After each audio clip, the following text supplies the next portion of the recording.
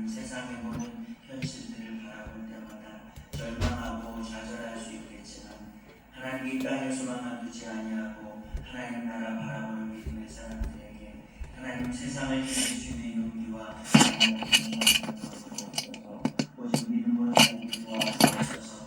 이러한 삶이 결국 헛되지 아니함을 날마다 깨달을 수 있게 도와주시옵소서. 하나님 보이는 것이 전부가 아니라 보이지 않는 영원한 생이 있음을 믿음 가운데서 고백하며 많은 사람들에게 진정으로 기쁨을 전할 수 있는 복음의 능력자가 될 수 있도록 은총을 더하여 주옵소서. 한결같이 회개의 말씀을 전하여 했던 것처럼 우리도 많은 사람들에게 주님 앞에 돌아올 수 있는 그 생명의 말씀을 전할 수 있도록 주께서 날마다 붙들어 주시고 성령으로 충만하도록 인도하여 주시옵소서. 연약한 지체들을 주님께서 고쳐주시고 오늘도 살아계신 주님께서 만지시고 회복시켜 주심을 그들이 체험할 수 있도록 은혜 베풀어 주시옵소서. 하나님 아버지, 주의 교회를 붙잡아 주셔서 예수 그리스도의 복음을 위하여 수고할 수 있도록 주께서 도우시기를 원합니다. 한 영혼 한 영혼마다 우리 주님의 말씀이 마음 가운데서 뿌리내릴 수 있게 도우시고 세상을 향하여서 그 모든 생활 속에서 오직 예수님만이 생명의 주님이라고 하는 것을 외칠 수 있도록 역사해 주시옵소서. 하나님 아버지, 오늘도 하나님께서 우리로 하여금 그동안 기도했던 것처럼 선교지에 나가서 사역한 귀한 일꾼들이 돌아오는 날로 축복하심을 감사합니다. 하나님 복된 소식을 가지고 돌아올 수 있도록 주께서 도우시고 하나님 더 많은 기쁨을 가지고 우리 모든 성도들이 합력하여 선을 이룰 수 있게 도와주옵소서. 목사님을 영육간에 강건케 하셔서 귀한 사역을 감당하기에 조금도 부족함이 없도록 인도하여 주시고 하나님 모든 성도들이 함께 선한 사역을 위하여 동역하는 은총을 베풀어 주시옵소서. 하나님 말씀보다 기도보다 앞서지 않게 도우시고 주의 말씀 안에서 온전히 세워지는 모든 성도들이 되어지게 이끌어 주옵시고 특별히 이 새벽 가운데 하나님 앞에 나와 기도하는 믿음의 식구들 간절한 기도의 제목을 우리 하나님께서 응답해 주시옵소서. 함께 하시는 감사드리며 예수 그리스도의 이름으로 기도합니다. 바울은 받은 소명에 순종하면서 참 많은 고난을 겪으면서도 가장 많은 사람들에게 복음을 전했습니다. 그 복음의 메시지를 통해서 많은 사람들이 회개하고 주님 앞에 돌아오고 또 그래서 회개에 합당한 열매를 맺기를 바랬습니다. 세례 요한 그리고 예수님의 사도 베드로 그리고 오늘 바울에게 이르기까지 그들의 메시지 가운데 항상 회개해라 하는 일관된 메시지가 나타났습니다. 오늘 우리에게도 이 메시지가 동일한 메시지고 많은 사람들에게 이렇게 회개를 명령해야 될 것입니다. 회개하는 마음, 생각과 변화를 통해서 그들의 삶의 방향까지 회개하도록 그렇게 이끌어야 될 줄 믿습니다. 회개하지 않아도 되는 사람들 한 사람도 없습니다. 모두가 회개해야 됩니다. 바울은 사람들에게 자기가 할 수도 없으면서도 하도록 이야기하는 것이 아닙니다. 자기는 못하면서 남들에게만 무거운 짐을 지웠던 것이 결코 아니라고 하는 것입니다. 핍박자요, 죄인 중에 괴수였던 자신이 정말 고난당하는 것이 마치 당연한 것처럼 생각을 하면서 예수 그리스도의 증인으로 살아왔음을 간증하고 있는 것입니다. 누구보다 바울 자신의 변화된 삶이 회개의 열매다라고 하는 것을 드러내는 것처럼 이렇게 간증을 하면서 강조하고 있습니다. 바울이 전하는 이 메시지, 새로운 어떤 사상을 전파하는 것이 아니었습니다. 예수님이 역사 속에서 불현듯 나타나서 사람들을 현혹시키는 마치 이상한 종교의 교주가 되었다라고 말하는 것이 아니라는 거죠. 예수님께서 고난받고 죽음을 당하시고 부활하셔서 이스라엘 백성들뿐만 아니라 이방인들에게까지 구원의 빛을 선포하셨습니다. 생명의 주님이라는 거죠. 그런데 이 예수님은 구약부터 선지자들을 통하여서 끊임없이 이야기되어왔던 그 메시아가 와서 인류를 구원할 것이다라고 하는 그 메시지를 드디어 예수님께서 오셔서 성취하신 겁니다. 이루신 것입니다. 세상을 창조하신 하나님께서 예수님의 구속을 통해서 영혼들을 구원하기로 작정하셨고, 그 작정을 오고 오는 모든 세대의 하나님의 일꾼들을 통해서 계속해서 약속을 하셨습니다. 때가 되면 이 약속을 이루어 줄 것이다. 그래서 구원할 것이다.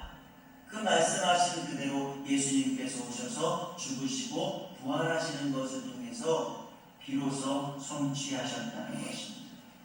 이거는 확실히 입증된 사건이라고 하는 것을 모든 사람들에게 알려주고 있는 것입니다. 이렇게 부활을 이야기하니까 베드로가 크게 이야기를 합니다. 더 이상 이야기를 듣다 보니까 참을 수가 없어서 폭발한 겁니다.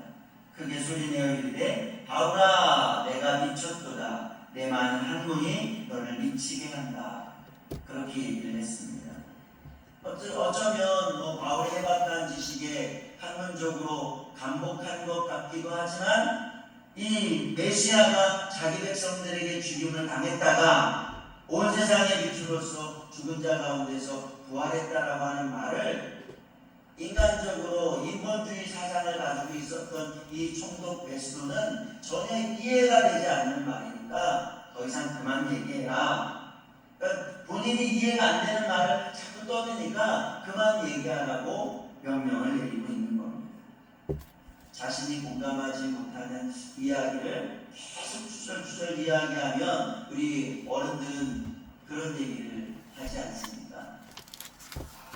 정신 사납다. 그만 떠들어라. 이렇게 얘기해요. 아니 그만 얘기해. 쓸데없이 하지 마. 이런 식으로 말을 할 때가 있습니다. 이 자신의 그 권력을 가지고 말할 수 있는 어떤 기회를 주기도 했지만, 바울의 이야기가 도대체 수긍이 안 가는 거죠. 믿어지지가 않는 겁니다. 그러니까 너무 마음이 복잡하고 하니까 여기에서 이렇게 큰 소리로 떠들었던 겁니다.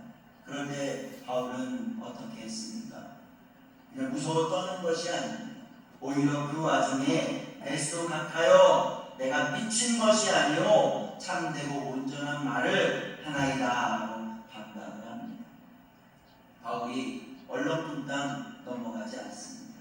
지금 이 자리가 어떤 자리입니까? 하나님께서 허락하신 총독과 왕 앞에서 복음을 증거할 수 있도록 주님께서 허락하신 자리입니다. 근데 감히 아무리 높은 권세를 가지고 있는 사람이라 할지라도 부활의 복음을 증거하고 있는데 미친 소리라고 이야기하는 것을 참을 수가 없었던 겁니다. 말싸움은 할 필요는 없습니다. 다만 복음이 인간적인 바울이 그 비난받는 것이 아니라 복음의 메시지를 폄훼하고 있는 이 사람을 보면서 어찌 참을 수 있습니까? 그래서 이렇게 자기 자신에 대한 변호는 하지 않는다 치더라도 복음의 메시지가 폄훼되어지는 것을 옳지 않게 생각을 했기 때문에 참되고 온전한 말을 하는 것입니다 라고 말하고 있습니다. 바울의 메시지는 생명의 말씀입니다. 그래서 이제는 아그리빠 왕을 향해서 자기가 전하고 있는 메시지를 잘 듣고 있는지 좀 확인을 하려고 하는 겁니다. 로마 총독 이 베스도는 잘 몰라도 아그리빠 왕 정도는 그래도 이 여러 가지 정황들을 오랫동안 듣고 알아왔기 때문에 충분히 알 수 있지 않을까 싶은 생각이 들어서 이 얘기를 하는 겁니다. 유대 사회에서 벌어지는 모든 일들, 그리고 예루살렘 성전에서 일어났던 일들, 그 모든 것들에 대한 전체적인 그 질서를 바로잡았던 사람이 유대 왕 아니겠습니까? 그러니까 예수님께서 오셔서 그 모든 사역을 감당하시고 십자가에서 죽으시고 부활하셨다라고 하는 이 엄청난 사건에 대해서 모르지는 않는다라고 생각을 한 겁니다. 그리고 예수님 때문에 교회가 탄생을 했고 이 수많은 무리들이 이렇게 그 유대 사회 안에서 점점 확장되어져 가고 있다라고 하는 것을 충분히 들어서 알았을 것입니다. 그래서 바울은 이야기를 하는 거예요. 이 일은 한쪽 구석에서 행한 것이 아니니이다. 예수 그리스도의 복음의 전파가 은밀하게 이렇게 너만 알아 이런 식으로 말하는 것이 아니라는 거죠. 많은 사람들에게 알려진 복음입니다. 오순절날에 성령님이 임하셔서 제자들에게 복음을 전하게 하셨고 그 복음 전하는 것을 통해서 하루아침에 4,000명이나 회개하는 놀라운 기적의 역사가 나타났습니다. 이건 유대 사회에서 엄청나게 큰 뉴스거리입니다.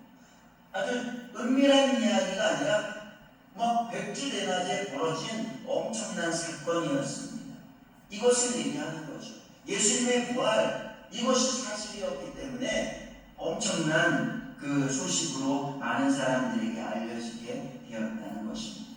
예수님의 말씀을 들은 사람도 많고, 그리고 예수 그리스도의 기적을 경험한 사람도 많고, 심지어 예수님께서 죽으셨다가 살아나신 그것을 본 제자들만 해도 500여 형제입니다. 엄청나게 많은 사람들, 그 증인들이 실제로 살아있었고 계속해서 간증했기 때문에 점점 교회가 확대가 되었다라고 하는 것.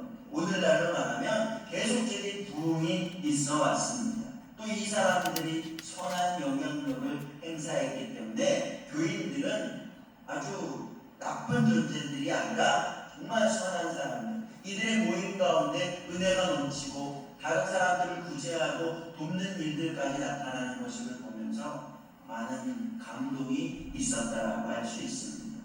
그래서 계속적인 부흥의 역사가 나타나고 있는 것을 바울은 이 왕에게 설명을 하는 겁니다. 그러면서 아그리빠 왕이여 선지자를 믿으시나이까 믿으시는 줄 아나이다 이렇게 얘기를 합니다. 그랬더니 이 왕이 알기는 알지만 여기에서 정확하게 대답하기가 좀 애매한 그런 말을 합니다. 뭐라고 얘기하죠? 아그리빠가 바울에게 이르되 내가 적은 말로 나를 권하여 그리스도인이 되게 하려 하는도다 이렇게 얘기를 하는 거예요. 만일 선지자를 믿으시나이까 이렇게 얘기하는데 나 선지자 안 믿어 이렇게 얘기하면 어떻게 되는 걸까요? 유대인들이 다 선지자를 믿고 있는데 유대 왕이 선지자 안 믿는다고 한다면 유대 종교 지도자들 앞에서 면이 서지 않잖아요. 뭐야 안 믿으면서 우리한테 이렇게 했단 말이야. 구약 성경을 모르지 않은 사람이잖아요. 그렇다면 이렇게 안 믿는다고 하면 아마 유대인들에게 영향력을 상실할 그럴 수 있는 위치에 있습니다. 만일 믿는다 그렇게 이야기한다면 바울의 메시지를 듣고 당연히 그리스도를 믿어야 되는 그 단계까지 나아가야 되는데 쉽게 믿는다고 말을 할 수가 없습니다. 어떻게 해요? 그러니까 오히려 이 상황에서 좀 상황을 모면하기 위해서 얘기를 했던 거죠. 아그리빠 왕이 말했던 말의 뜻은 네가 나를 설득하려고 하느냐? 다른 사람은 몰라도 그 몇 마디 말로 나 설득하기는 어려워 이런 얘기를 하는 것처럼 보입니다. 그러니까 이전부터 복음을 듣고 예수 그리스도에 대한 소식도 듣고 그렇게 해왔지만 응답할 가치가 없다라고 생각을 해왔던 겁니다. 그냥 유대 사회에서 유명한 인물 한번 보고 싶어서 이 자리에 와 있었던 것이고 우리에게는 이 복음의 말씀이 정말 기쁜 소식이고 우리를 구원한 말씀이지만 아그리빠에게는 그냥 많은 소문 중에 하나 이 정도로 받아들였던 것 같습니다. 영생의 소망 이 말씀 때문에 생명 걸고 복음의 사역을 해왔던 바울 앞에서 아그리빠는 이것을 그렇게 중요하게 여기지 않았던 것 같습니다. 그래서 이러한 태도를 보이고 있는 이 왕 앞에서 바울이 뭐라고 얘기해요? 당신뿐만 아니라 오늘 내 말을 듣는 모든 사람도 다 이렇게 결박된 것 외에는 나와 같이 되기를 하나님 간절한 소망을 말하고 있는 거죠. 석방되고 자유의 몸이 되는 것, 그것이 바울의 소원이었다면 그냥 해명만 했을 겁니다. 이렇게 복음을 열심히 말하지는 않았겠죠.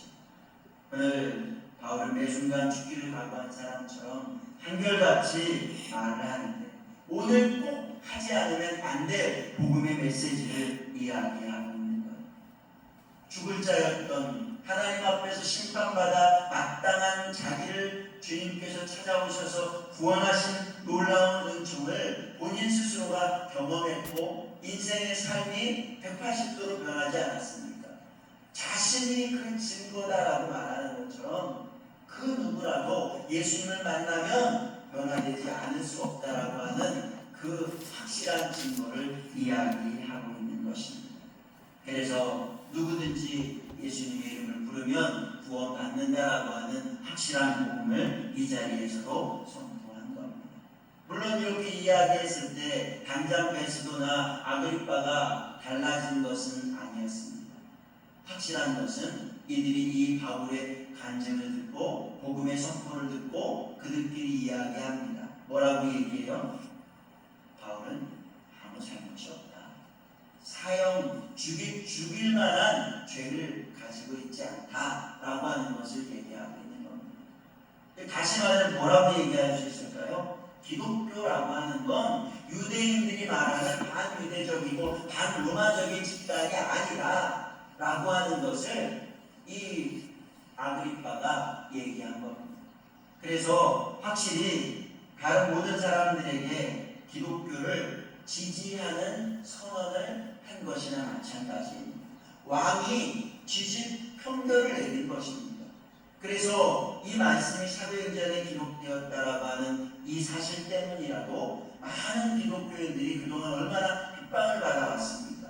애매히 나쁜 사람들처럼 취급을 받고 오히려 비난을 받았던 기독교인들이기도 하지만 이렇게 공식적인 이 왕에게 의해서 이런 편견을 받았다라고 하는 것만 가지고도 기독교인들은 해악을 끼치는 존재들이 아니라 죄 없는 사람들이다라고 하는 것을 공표한 것이나 마찬가지고 이 말씀을 통해서 많은 기독교인들이 위로를 받고 힘을 얻었습니다. 그런데 뭐라고 얘기해요? 가이사에게 상소하지만 않았다면 자유를 얻었을 텐데 석방될 수 있었을 텐데 이미 그렇게 얘기했기 때문에 가게 될 것이다 라고 말하는 거예요. 만약에 이런 것을 보고 어떤 사람들은 아유 바울 참 바보 같다. 자유를 얻어서 마음껏 그냥 돌아다니면서 복음을 전할 수 있는 기회를 놓쳤구나 하면서 안타까워할는지 모르겠습니다. 하지만 바울의 삶은 어떤 삶이에요? 부름받아 나아가는 삶입니다. 앞에서부터 그 호의를 받으면서 가이사랴까지 왔고 이제 그 가이사랴에서 다시 로마로 가는 그 모든 여정도 바울이 자신의 여기를 이뤄서 나아가는 것이 아니라 여기에서 말씀도 전했을 뿐만 아니라 로마에까지도 이렇게 호의를 받으면서 또 나아갈 수 있게 명하시는 것입니다. 하나님께서 원하시는 뜻을 이룰 것입니다. 이제까지 유대인의 그 관계를 다 버티고 이겨내면서 여기까지 오지 않았습니까? 그리고 임금과 총독 앞에서 복음을 선포하게 하지 않았습니까? 이제 로마까지 계속해서 나아가게 될 것입니다. 그러니까 이 자리에서 그 가게 된다라고 이야기하는 것은 그냥 아그리빠 왕이 그냥 쉽게 얘기하는 것이 아니라 하나님의 섭리 가운데서 바울은 거기에 가게 될 것이다 라고 하는 것을 말씀하고 있는 것입니다. 하나님께서 뜻하신 바대로 반드시 그 길을 가게 된다는 겁니다. 우리도 힘들고 어려운 일이 많다 할지라도 우리의 걸음을 끝까지 잘 걷게 될 줄 믿습니다. 끝까지 주님이 원하시는 대로 노래하면서 믿음의 길을 걸어가기를 축복합니다. 어떤 노래를 부르면서 갈까요? 주님 뜻대로 살기로 했네. 주님 뜻대로 살기로 했네. 주님 뜻대로 살기로 했네. 뒤돌아서지 않겠네. 주님께서 원하시는 대로 우리의 모든 걸음을 잘 걷게 되어지기를 예수님의 이름으로 축복합니다.